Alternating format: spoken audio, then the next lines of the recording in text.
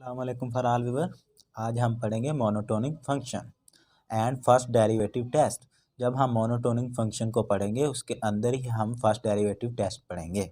अगर आप थॉमस की बुक को फॉलो कर रहे एक्सरसाइज 4.3 पढ़ेंगे और फैने की बुक पर एक्सरसाइज 3.3 पढ़ेंगे। तो सबसे पहले हम एक्सरसाइज पर जाने से पहले मोनोटोनिक फंक्शन को अच्छे तरीके से पढ़ लेते हैं। मोनोटोनिक फंक्शन के अंदर हम एक फंक्शन होता है, जैसा कि हमने उसकी डेफिनेशन के अंदर एक फंक्शन को सपोज किया जो कि कंटिन्यूस है ए बी, जबकि वो क्लोज इंटरवल हो, और जब हम उसको डिफरेंशिएट करें किसको, फंक्शन को, तो वो किस में कन्वर्ट हो जाएं, ओपन इंटरवल ए बी में।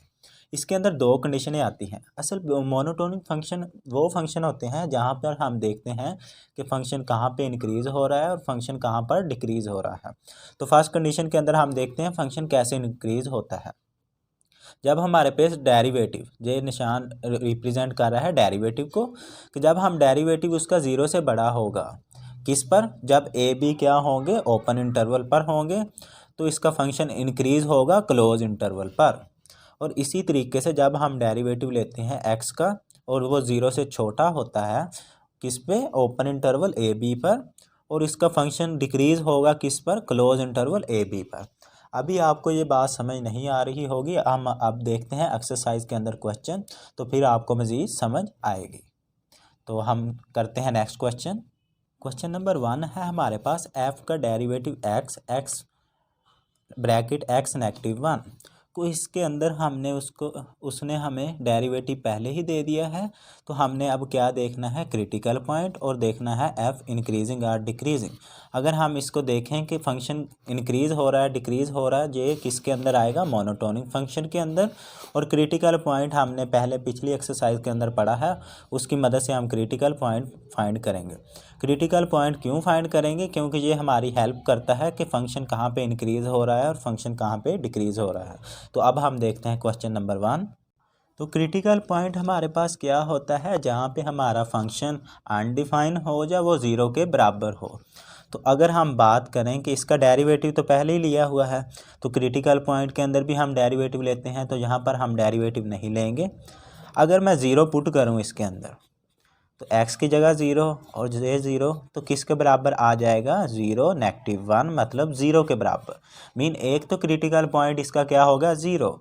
अगर मैं दूसरा क्रिटिकल पॉइंट की फाइंड करना चाहूँ तो क्या करूँगा, -1 है तो +1 लूँगा, तो ये ज़ीरो हो जाएगा, तो ये भी ज़ीरो हो जाएगा।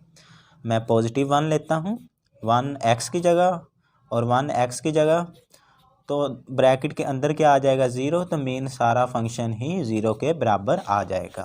तो हम इसके क्रिटिकल पॉइंट की बात करें तो क्रिटिकल पॉइंट हमारे पास क्या आएगा, क्रिटिकल पॉइंट एट, कहाँ पे क्रिटिकल पॉइंट बनेगा, एक तो ज़ीरो पे और दूसरा क्रिटिकल पॉइंट क्या बनेगा, 1। अब हम दूसरी कंडीशन को फाइंड करते हैं कि फंक्शन कहाँ कहाँ पे इंक्रीज़ हो रहा है और कहाँ पर डिक्रीज़ हो रहा है। उसके लिए हमें वैल्यू पुट करके पता करना पड़ेगा कि फंक्शन कहाँ पे डिक्रीज़ हो रहा है कहाँ पे इंक्रीज़ हो रहा है। जैसे मैं 0 और 1 नहीं पुट करूँगा, ये हमारी हेल्प करते हैं फंक्शन कहाँ पे इंक्रीज़ और डिक्रीज़ हो रहा है। हम आगे देखते हैं कि ये कैसे हेल्प करते हैं। अगर मैं 1 से बड़ा नंबर पुट करूँ, 2 एक्स की जगह क्या आ जाएगा, 2 आ जाएगा, और फिर एक्स की जगह 2 -1, मीन कि इसका आंसर क्या आ रहा है, पॉजिटिव।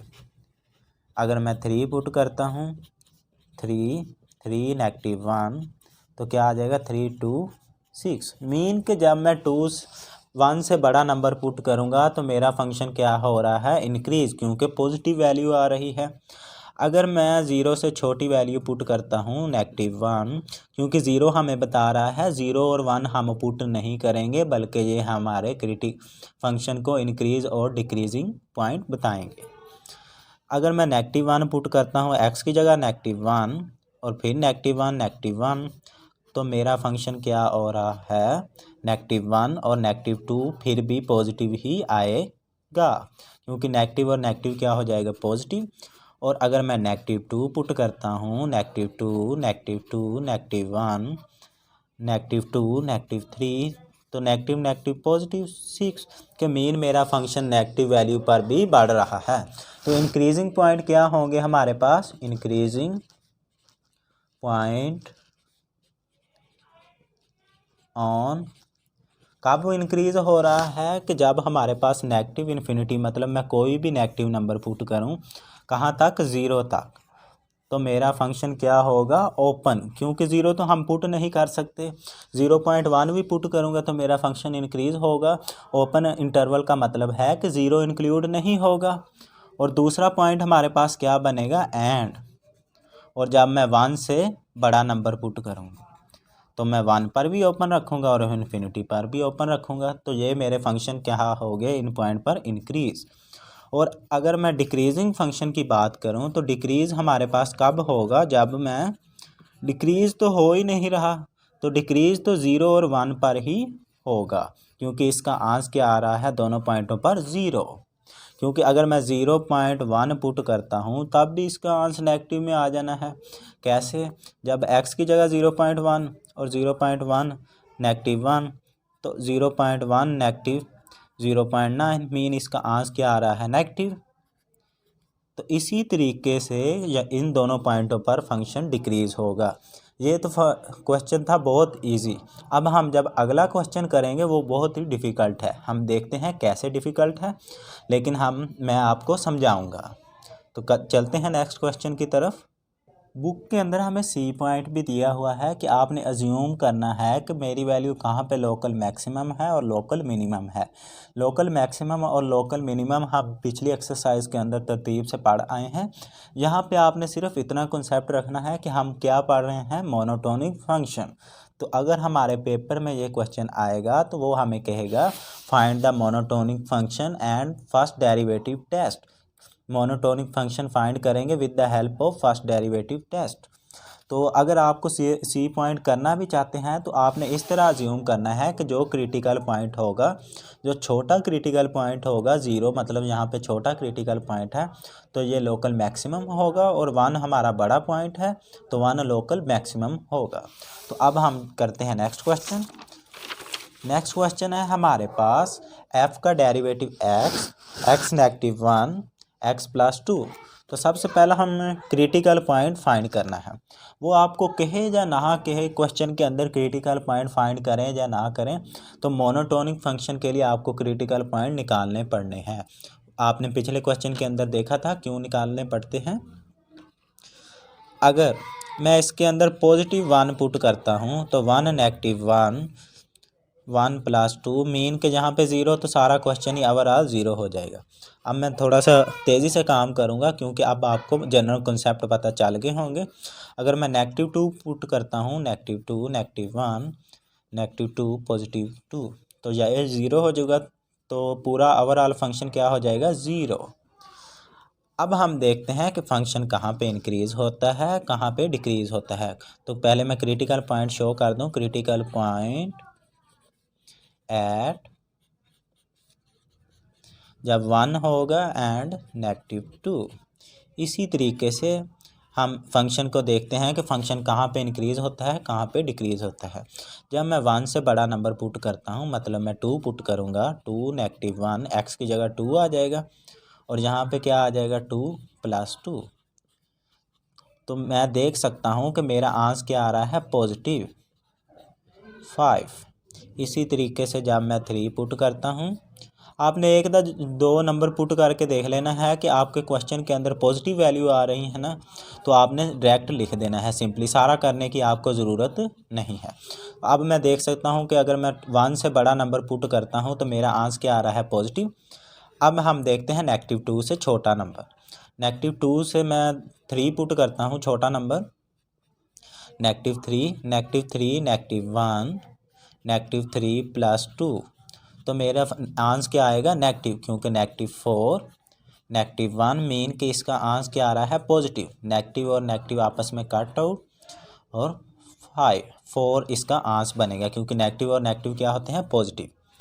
इसी तरीके से जब मैं -4 पुट करूँगा, -4 -1 -4 +2 -5 -2, नेगेटिव और नेगेटिव पॉजिटिव, और आंसर 10 के मीन जब मैं छोटा नंबर भी पुट करता हूँ तो मेरा आंसर क्या आ रहा है, पॉजिटिव। इसी तरीके से हम देखते हैं कि जो इन दोनों इंटरवल के दरमियान, मतलब 1 और -2 के दरमियान कौन कौन से नंबर आते हैं, -1 आता है, 0 आता है। तो अब हम देखते हैं नेगेटिव वन को पुट करता हूँ। यही मैं आपको पिछले क्वेश्चन के अंदर बात बता रहा था कि ये क्वेश्चन उससे थोड़ा सा अलग है। अलग क्यों है, आप देख सकते हैं कि जो हमारे पास क्रिटिकल पॉइंट है उनके अंदर भी हमने वैल्यू जो होंगी वो भी पुट करके देखनी है। इस तरीके से ये क्वेश्चन उनसे अलग है। -1 x की जगह और -1 + 2, तो मैं देख सकता हूँ कि मेरा फंक्शन -2 और 1, तो मेरा आंसर क्या आ रहा है, -2। इसी तरीके से मैं देख सकता हूँ 0 पुट करके, 0 -1 0 +2 -1 और 2 -1, तो मैं देख सकता हूँ कि मेरा फंक्शन f इंक्रीज ऑन कहाँ से इंक्रीज कर रहा है, जब मैं 1 से बड़ा नंबर पुट करता हूँ। पहले हम नेगेटिव देख लेते हैं, तो -2 हम ओपन इंटरवल पे रख लेंगे और नेगेटिव इन्फिनिटी तक मेरा फंक्शन क्या होगा, बढ़ेगा, नेगेटिव इन्फिनिटी तक। एंड और कहाँ तक बढ़ता चला जाएगा, जब मैं 1 से बड़ा नंबर पुट करूँगा 1 आ जाएगा इधर, और पॉजिटिव इन्फिनिटी तक, क्योंकि हमने ये वाले पॉइंट चेक किए थे ना, जब मैं 1 से बड़ा नंबर पुट करता हूँ तो आंसर क्या आ रहा है, पॉजिटिव। तो हमने 1 पर भी ओपन इंटरवल रख लिया और इन्फिनिटी पर भी ओपन इंटरवल रख लिया। इसी तरीके से हम देखते हैं कि फंक्शन डिक्रीज़ कहाँ पे हो रहा है। डिक्रीज़ होगा कब, डिक्रीज़ होगा हमारे पास, हमने देखा था जब हम इन दोनों इंटरवल के दरमियान वाली वैल्यू को पुट करते हैं।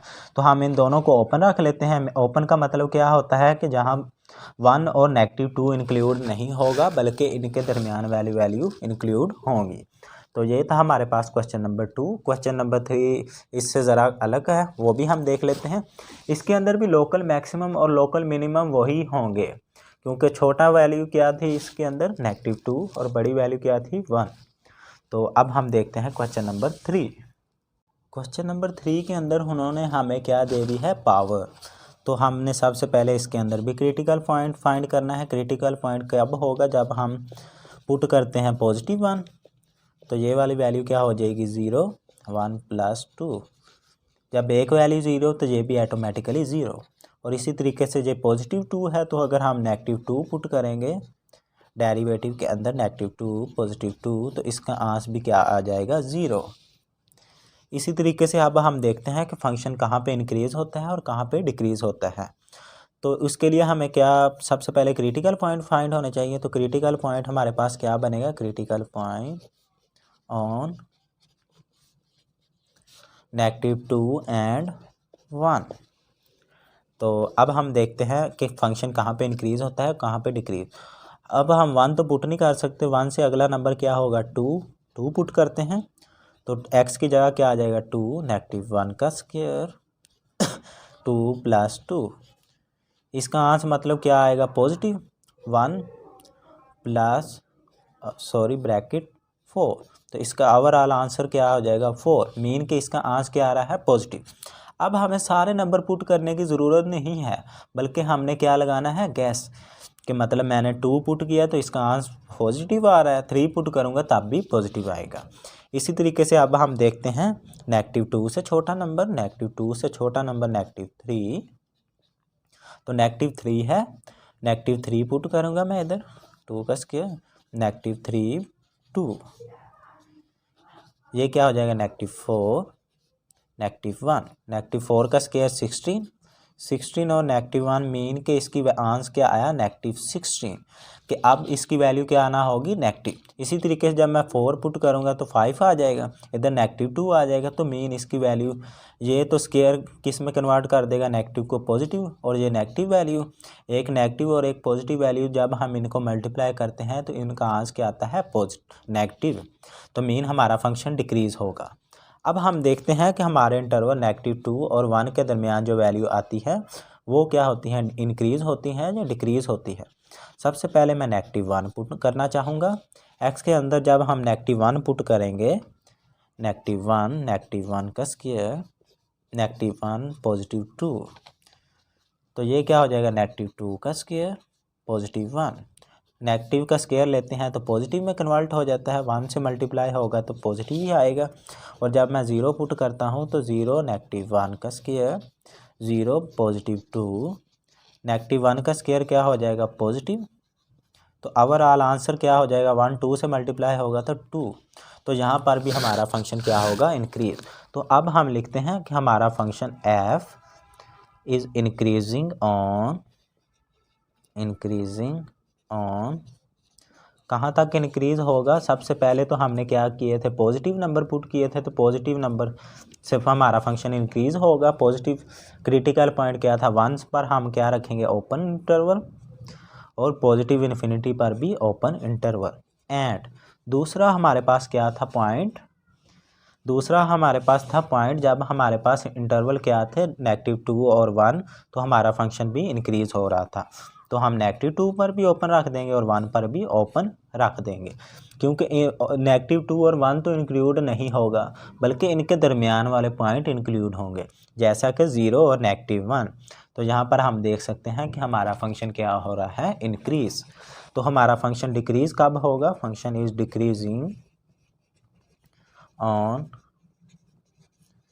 डिक्रीज कब होगा हमारा फंक्शन, जब हमारे पास क्या होगी इसकी वैल्यू, हमने अभी जब -1 पुट करूँगा, -3 पुट करूँगा, -4 पुट करूँगा, तो मेरा वैल्यू क्या होगी डिक्रीज, मतलब नेगेटिव इन्फिनिटी से लेकर क्रिटिकल पॉइंट क्या था हमारे पास छोटा -2, तो -2 पर भी हम ओपन रख लेंगे। मीन -2 तो इंक्लूड नहीं होगा, इन्फिनिटी का मतलब कि हम कोई भी नेगेटिव का नंबर लेंगे तो हमारा फंक्शन डिक्रीज होगा। इसके बाद हम पढ़ेंगे इसके अंदर लास्ट क्वेश्चन नंबर 4। ये थोड़ा सा डिफ़िकल्ट क्वेश्चन है लेकिन इजी है, आपने कॉन्सेप्ट लेना है। तो अब हम देखते हैं क्वेश्चन नंबर 4। ये क्वेश्चन को पूरा देखना, क्योंकि ये वाला क्वेश्चन अगर आप खुद करेंगे तो आप खुद से नहीं कर सकते, बल्कि आपको ये देखना पड़ना है। जैसा कि हम क्रिटिकल पॉइंट फाइंड करते हैं, अगर हम देखते हैं -1 है, तो अगर हम +1 पुट करेंगे तो क्या बनेगा 1 -1 का स्क्वायर 1 +2, एक 0 होगा तो ओवरऑल 0 हो जाएंगे। इसी तरीके से जब +2 है तो -2 पुट करते हैं तो -2 -1 का स्क्वायर -2 +2, ये 0 हो जाएगा, तो ये ऑटोमेटिकली 0 होगा जब मल्टीप्लाई होगा। तो हमारे पास क्रिटिकल पॉइंट क्या हो गया, critical point on x is equal to, जब आप क्रिटिकल पॉइंट लिख लें, छोटा क्या था -2 और 1। अब हम देखते हैं कि फंक्शन कहाँ पे इंक्रीज़ हो रहा है, कहाँ पर डिक्रीज़ हो रहा है। जो हम इंक्रीजिंग और डिक्रीजिंग की शर्त देखते हैं वो बेसिकली हम मोनोटोनिक फंक्शन ही को रीड करते हैं। जैसा कि मैं इधर पुट करता हूँ, -2 से छोटा नंबर क्या होगा -3 पुट करूँगा तो क्या बनेगा, x की जगह -3 का स्क्वायर, -3 +2 का स्क्वायर। तो मैं देख सकता हूँ -4 का स्क्वायर, -1 का स्क्वायर। स्क्वायर नेगेटिव को क्या कर देता है पॉजिटिव में कन्वर्ट, तो इसका आंसर क्या आ जाना है 60। मीन के मेरे पास अगर नेगेटिव वैल्यू आती है तो उसको भी इसने स्क्वायर में किसने कन्वर्ट कर देना है, पॉजिटिव को। आपने इस सवाल के अंदर सिंपली क्या लेना है, कॉन्सेप्ट। तो मीन जब हमारे पास नेगेटिव वैल्यू होगी तो आंसर तो ऑटोमेटिकली पॉजिटिव में कन्वर्ट कर देना है। तो हम सिंपली समझ सकते हैं कि जब हमारे पास स्क्वायर होगा तो कोई भी नेगेटिव हो या पॉजिटिव हो तो आंसर क्या आना है हमारे पास पॉजिटिव ही। तो हम लिख सकते हैं यहाँ पे हमारा फंक्शन ऑलवेज क्या होगा, इंक्रीज ही होगा, बल्कि डिक्रीज नहीं होगा। डिक्रीज क्यों नहीं होगा, क्योंकि इसका आंसर हमेशा क्या आएगा, पॉजिटिव। जैसा कि अब मैं 1 से बड़ा नंबर 2 पुट करता हूँ तो ये क्या बन जाएगा 2 -1 का स्क्वायर 2 + 2 का स्क्वायर, तो किसके बराबर आ जाएगा 1 का स्क्वायर 4 का स्क्वायर, तो इसका आंसर भी 16 आ गया। इसी तरीके से अब हम इन दोनों के दरमियान में जो वैल्यू आती हैं उनको भी पुट करके देख लेते हैं। -1 और 0, -1 पुट करूँगा तो -1 का स्क्वायर, -1 +2 का स्क्वायर, -2 का स्क्वायर 1 का स्क्वायर, किसके बराबर आ जाएगा 4, और 1 का स्क्वायर 1 के स्क्वायर के बराबर 4 इसका आंसर आ जाएगा। तो इसकी ऑलवेज वैल्यू क्या आएगी 0। लेकिन अब हमने इनको इंटरवल के अंदर रिप्रेजेंट करना है कि फंक्शन हमारा इंक्रीज़ हो रहा है या डिक्रीज, क्योंकि इसके अंदर हमने जब मोनोटोनिक फंक्शन को रीड करना है तो हमने इंटरवल भी तो बताने हैं कि हमारा फंक्शन कहाँ पे इंक्रीज़ हो रहा है और कहाँ पे डिक्रीज़ हो रहा है। इंक्रीज़ ऑन कहाँ पे, इंटरवल पे। जब हमारे पास क्रिटिकल पॉइंट क्या था -2 और 1, जब हम -∞ से लेकर -2 पुट करेंगे तब भी इंटरवल इंक्रीज़ होगा। और यहाँ पे एक बात आपने याद रखनी है, यहाँ पे यूनियन आएगा क्योंकि हमारा फंक्शन जस्ट ऑलवेज इंक्रीजिंग होगा। इस वजह से मैं आपको कह रहा था कि अब जब आप ये क्वेश्चन खुद करेंगे तो सोल्व नहीं होगा, लेकिन आपने ये समझना है, फिर आप भी अच्छे तरीके से कर सकते हैं। इसी तरीके से जब हमने इन दोनों के दरमियान वाले इंटरवल -2 और 1 भी लिया था तब भी मेरा फंक्शन क्या हो रहा था, इंक्रीज़। और फिर यूनियन, क्योंकि ऑलवेज इंक्रीज़ हो रहा है तो इसलिए हमने यूनियन डाल दिया। और इसके बाद हमारे पास इंटरवल क्या था 1, और 1 से जब भी हम बड़ा नंबर डालेंगे तब भी मेरा फंक्शन क्या होगा, इंक्रीज़। तो हम लिखेंगे f डज नॉट डिक्रीज़, कि फंक्शन कभी भी डिक्रीज़ नहीं होगा। तो आपके ज़हन में क्वेश्चन होगा -2 से हमने पिछले सवालों में पढ़ा था कि हमारा फंक्शन डिक्रीज़ हो रहा है। वो डिक्रीज़ कब हो रहा था कि जब -1 और 0 पे हमारी वैल्यू क्या आ रही थी, नेगेटिव। लेकिन यहाँ पे हमारी वैल्यू ये भी पॉजिटिव आ रही है, इसलिए हमने -2 और 1 इस क्वेश्चन के अंदर मेंशन नहीं किया। तो आज की वीडियो हमारी यहाँ तक की थी। अगर आपको मोनोटोनिक फंक्शन के अंदर कोई भी प्रॉब्लम हो तो आप प्लीज़ मुझे कमेंट में बता देना। तो अगर आपको वीडियो अच्छी लगी हो तो please subscribe my channel and click bell icon button. तो मिलते हैं नेक्स्ट वीडियो में, तब तक के लिए इजाज़त दीजिए। अल्लाह हाफिज़।